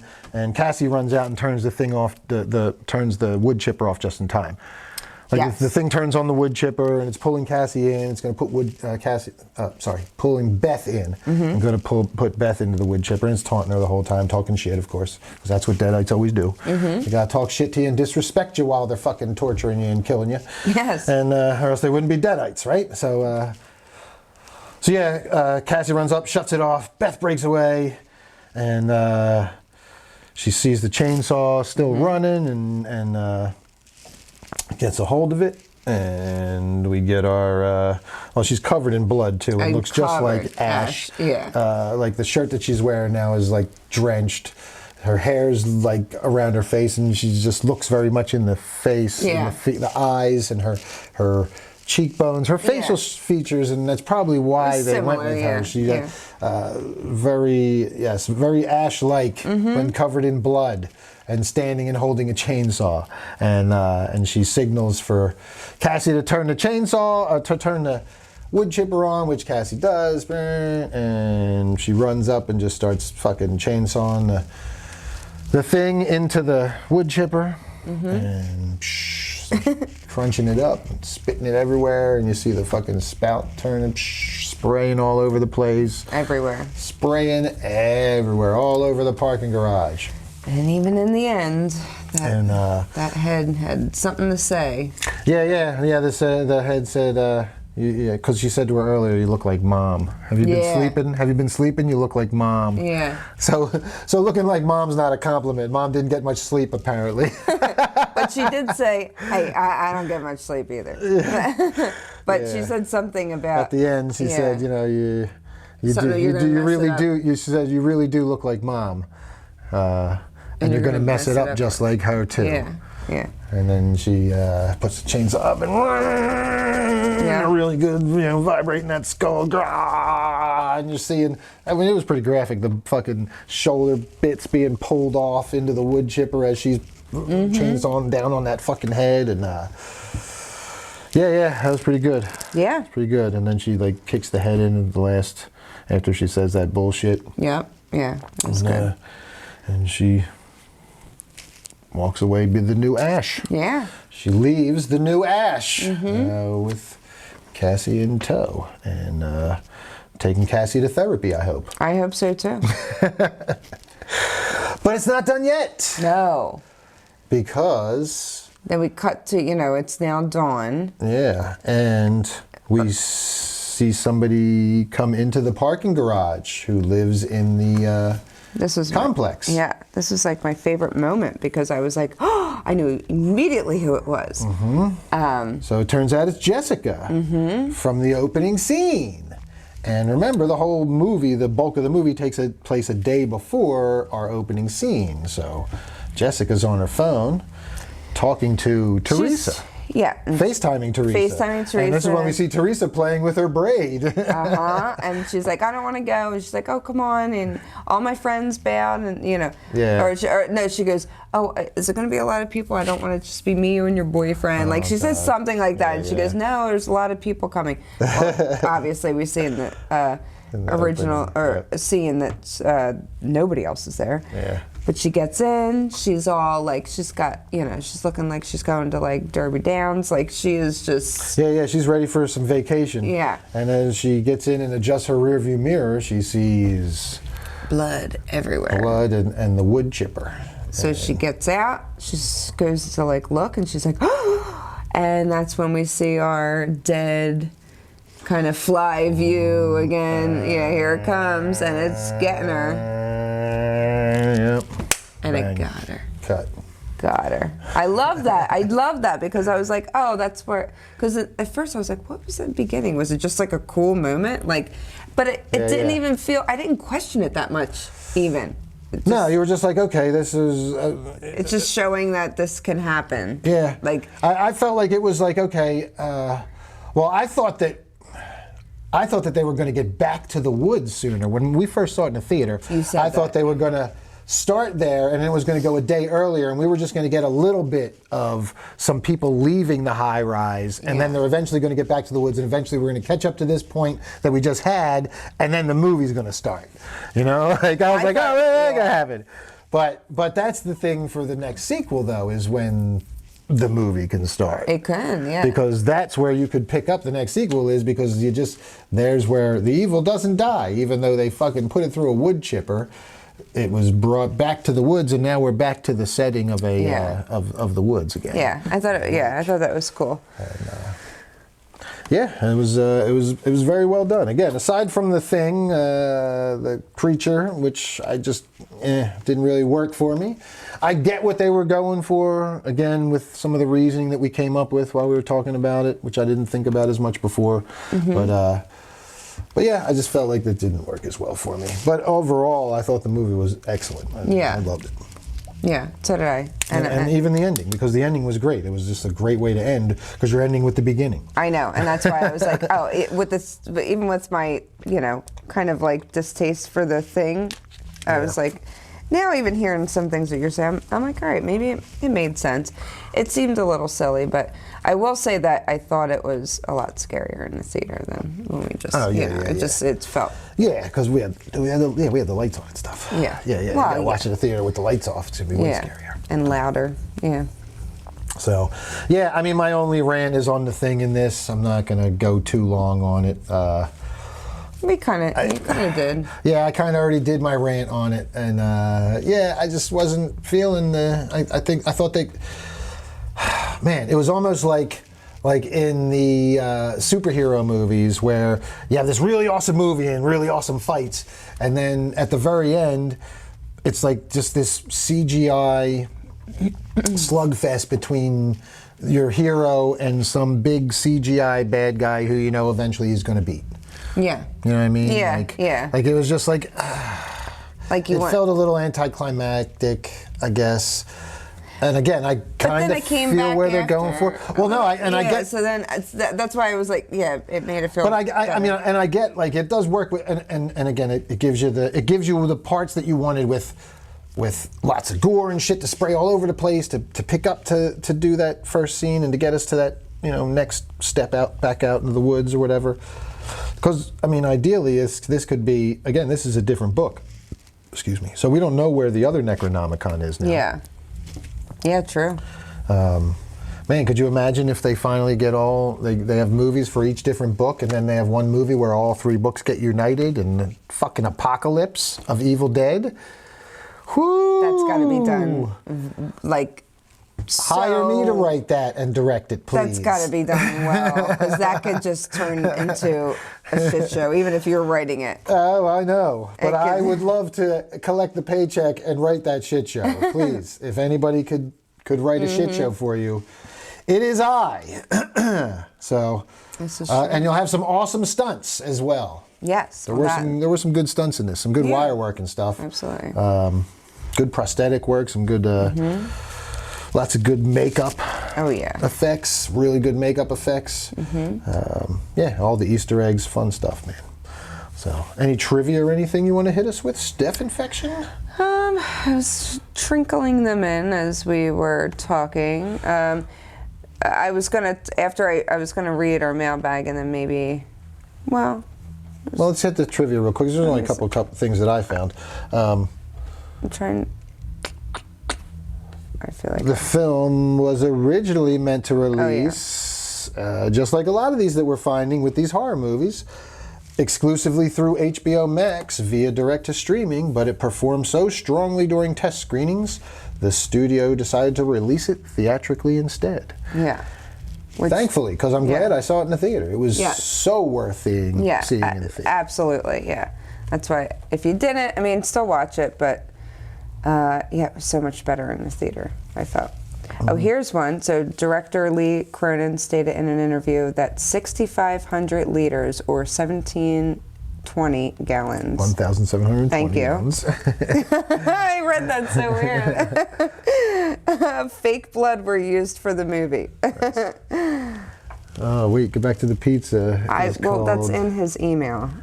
Oh, gotcha. That's why, okay, we'll wait for that one. Yeah. Here's the thing about the records. Found in the vault with the Necronomicon was recorded in 1923. Disc-style records weren't invented until 1930. Yes. So that is a faux pas. Yeah, Beth, the character of Beth, her story arc. I mean, it was very, very obvious. Like when she finally, and the whole thing, like this whole thing starts off with her having taking the pregnancy test, and she's obviously not happy that she's pregnant. She doesn't want to be a mom. She has a career and all that kind of stuff. And of course, by the end of the movie, she decides that, we know just through her actions, she's already decided she's going to keep this baby. But it doesn't even say that. She just says. She says something later. She says, "Are you going to be a mom?" And she said, "Yes." But she's now even a mother to her niece also. True, but she's saying yes, as in she's accepting the fact that she's going to keep this kid now. She's made the decision to keep the kid. But I think they needed that because it starts with a mother basically dying and killing some of her children, and this aunt who never wanted to really be a mom. They kind of had to have that moment where she had a reason to ask her, "Are you going to be a mom?" I don't know. I think it made sense in the movie. We start with a mom that ends up dying, and then but I guess that's where some people might be like, "Oh, it's a message." A message. Like the message is. I mean, there is no message. You could actually argue. I mean, I could be controversial here. That's not. And you could argue that is sending the message of don't go be the first woman sound tech in that position in your career ever. She's not going to do that. Go have a baby instead. Where did you hear that you can't be a professional person and a mother? I don't know. Because I am. So I don't. Guess. No, you absolutely. That's not. It's not even about choosing different. You don't have to do one and not the other. She was just stated. It was. I'll tell being in show business. I'll tell you this: if she was up for that, it doesn't matter. It does matter. Will you stop interrupting me and listen? I know you're a mom, so you don't want to hear this, but if she were to, she said she was up for the promotion to be the first woman in that position ever. That means she is actively up for it. If she decides to keep a baby, she's going to have to take maternity leave. She's going to have to take time off. Do you think she's going to get the promotion? If she tells them that she's pregnant and going to keep a baby? I'm saying forget about being pregnant. She now is a mother to her niece. She has to take care of her niece. So I honestly thought she was losing the baby halfway through that movie, and I said that to you. I think you need to just put that aside and not think she's going to have a baby, she's going to have to give up a promotion, you're thinking way too much into it. She's a mother now to her niece. Forget that baby. I guess. That baby might not ever even come out. Who knows? I guess. You know? I just get tired of the messages, all the heavy-handed, I don't fit into a little box, and I just feel like these movies always try and fit you to try and put you in a little box at the end. You always see you get it with these other movies too, with like these small town people who dream big, and then at the end of the movie they realize they had it big in their small town all along. Yeah, I didn't get so that. So go back and all. no, I'm not saying that that's what this is, but that's the kind of I get the feel of.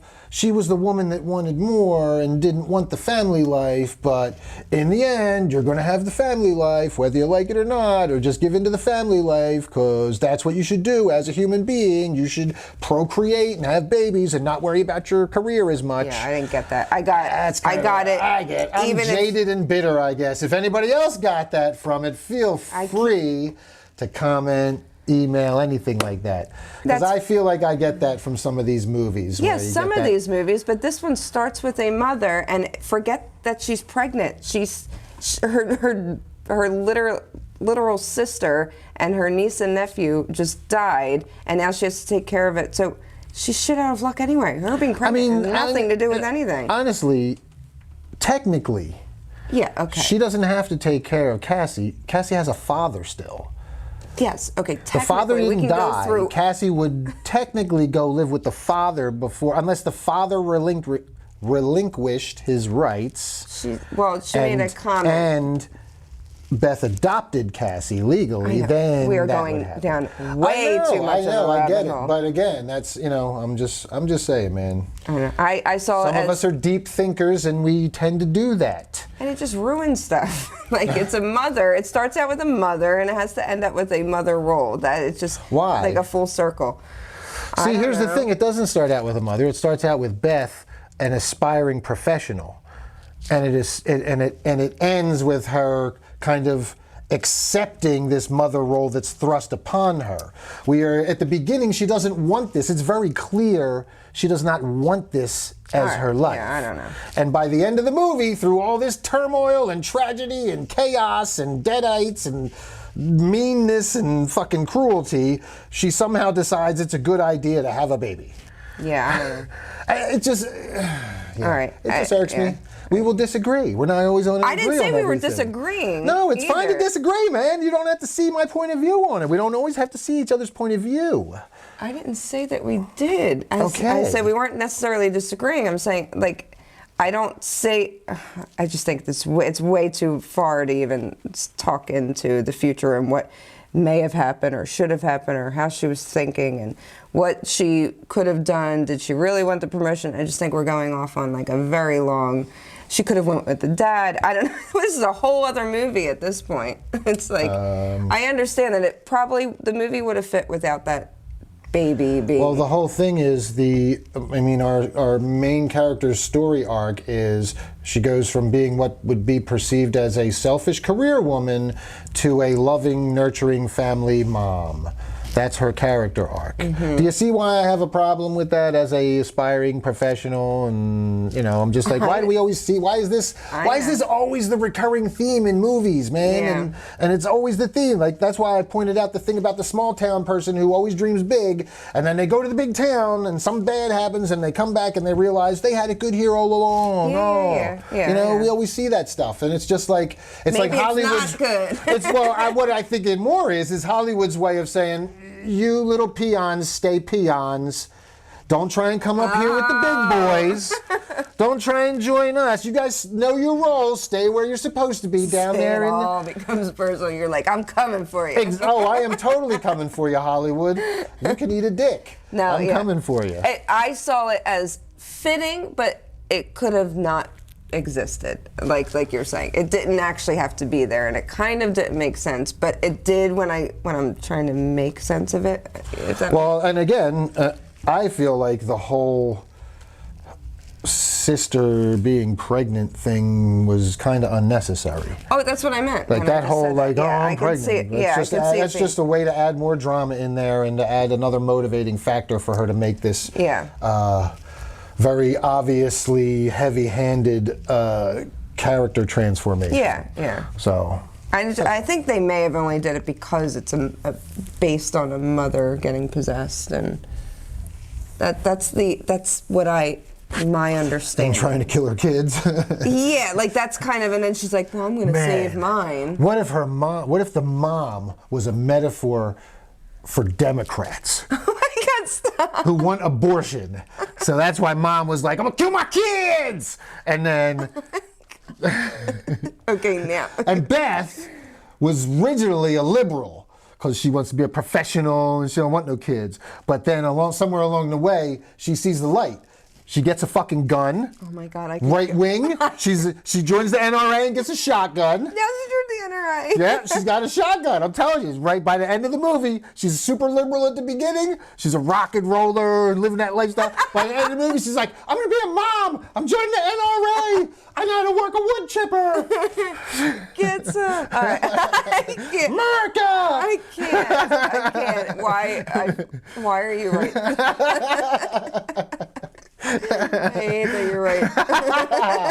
Take that, Hollywood! I see your ploy! And he's coming for your job. I'm coming for your jobs! This is awful. Oh my It's God. the best episode yet. What are you talking about? It's the longest episode yet. Yeah, all right. True. Let's wrap this one up. We didn't even go to the mailbag. Oh, okay, let's get to the mailbag. Whip out that mailbag, Listen, Steph. I am only going to read one entry, and I'll save the other one for other one, because we only have two. Was this one about this show? Yes. Well, then do both. I'm just laughing. All right, come on, stop. No, I'm not doing Really? that. No, I'm not doing that. Hold on. All right. Oh, God, my eyes are all... Do you want me to read it? Yes. I will read it. Here we go. This one comes to us from Jesse Zito. A.K.A. Lil Dicky. What up, freaks and fiends and boss man? So Evil Dead Rise was tons of fun and glad it got released in theaters instead of streaming because seeing it in a packed theater was oh so fun. I really love how even though we are not in a cabin, it still feels just as claustrophobic. The camera work alone was great with the zooms and quick cuts. I'm also happy that the movie didn't hold back with the gore and violence. Some parts even made my skin crawl. Agreed. Definitely made my skin crawl. Oh, yeah. Fucking chewing glass. The peephole scene was my favorite part of the whole movie. Same. Yeah, it was one of mine, man. That was just a great shot. Now, I did not like the opening in the cabin. Yeah, not the original, but it felt like a different movie to me personally, but one of the best damn title cards ever. Also, when I heard this was taking place in an apartment building, I thought we were going to get a whole building swarming with Deadites, but it took place mostly on one floor. Still great, though. Yeah, Jesse, we talked about the opening with the cabin, and I think... I loved it. Yeah, playing into the day before and the whole thing leading back into it, I think, and especially if our next sequel starts with, I'd love to see it start with Jessica. Just pick up right with Jessica coming out of the fucking water and wandering into a campsite somewhere out there. Fuck it. Yeah, maybe. Or she comes across Beth. Oh. Because Beth is out killing Deadites now. And she still has her chainsaw. Her chainsaw and shotgun because she joined the NRA. With a big old belly. Yeah, and the building swarming with deadites. I would not have wanted that. I kind of felt like that would have turned it more into an action, more like a World War Z or like the Raid 2 with zombies almost type of thing. I kind of liked the one floor kind of. Well, I just think that the cruelty of a mother. I know. On these fucking kids is just. I mean, that just makes it that much more harsh. I think. I think that was like a different direction to go with it, and I think the obvious direction is what you're calling for here, Jesse, is to do the overrun the apartment building, lockdown, that kind of thing. I think that's kind of what most of us would expect, and I think they went a different way. And even though it's Vin Diesel all about family, I think it was pretty effective. I think the scares. I think it was genuinely creepy and scary because of the added element of the nasty mom in there. But also there's not that many people, so you really didn't know where they were sometimes, and you're like, they're creeping out, but. And usually you see, like in any type of possession movie, it's like the kid that gets possessed and the mom is all upset and they don't know what to do and they call the priest or they call the mom getting possessed right off the bat and just going after her children. Telling them, she wanted to tear them up and all that stuff. I mean, getting right to nasty. Yeah. And when she comes out of the fucking, when she first climbs up out of the tub and she's like, "Mommy's with the maggots now." Oh, like, oh, that's so good. That was great. Great delivery. Continuing here with Jesse's email, the Easter eggs were fun, from the Campbell cameo on the recording to the Vine tattoos. My personal favorite is the Henrietta pizza box, come get some. Yeah. I didn't even realize that. I know, I didn't. And they got close on that damn pizza box too. Jesse, I think you're the one that said it. And I didn't even realize. What were y'all's favorite Easter eggs? We went over a lot of Easter eggs. The eyeball I liked. I like the opening. I thought the opening fake out was a cool Easter egg. I thought it was like, ooh, that was cool, because it winds up being an Easter egg, because it's not what we think it is, but it is meant to be what we think it is. So I kind of felt like that was just right off the bat. It just got right to it, and I was like, I like that better than Screams doing the same thing with the. I thought this was way more effective. They both kind of did the same thing, a little fake out, but. An homage fake out, or whatever you're going to call it, an Easter egg fake out. Yeah. I don't know if I have a favorite necessarily, but I think it was just from Bruce on the recording, like you said, to like even things that I discovered even after, like the pizza box, and you even told me about the car, like all those little moments. The car. I thought the car was a nice touch. That's cool. I didn't know that. Yeah, I didn't realize it, so I like them all. Yeah, it was a nice touch. All right, Evil Dead Rise, super awesome, gory fun, and must watch with a group of friends. Creep it real, y'all. Thanks, Jesse. Yeah, thanks, Jesse. Writing. Do you have another one you want to read real quick? Nope. No, we'll just go with that one. We'll save the next one for the next episode. Yes. All right. And in the meantime, you guys can email us once again at deadsvillehorrortalk@gmail.com. Subject, mailbag. And it'll be right here where you can write down. Boop, boop, boop, all that. Yeah. All right. And once again, make sure you subscribe, like, follow, catch us on YouTube for video, Spotify for audio. They might have video on Spotify too. Somebody's told me they were watching it. I do. Yeah? That's where I watch it. Cool. All right, we got video on Spotify, folks. Yeah, not the last episode, because that got a little funky. Oh, yeah. But all the other ones, you can watch on your phone. All right. Well, make sure you join us again next week. Not sure what we're watching yet. I know, We'll make an announcement on the socials there, and maybe if you guys want to make some suggestions, you could always throw them down in the comments, and comment what you thought about the movie, and if you liked it. What was your favorite Evil Dead movie from the franchise? How would you rank them? Which one would be your top? And which one would be your bottom? Where would Evil Dead Rise fall? Yeah, that's a good one. Yeah. All right. And we'll read some of your answers next week, maybe. All right, guys. That's going to do it for us here at Deadsville Horror Talk. Stay spooky. Bye, Scream Hearts.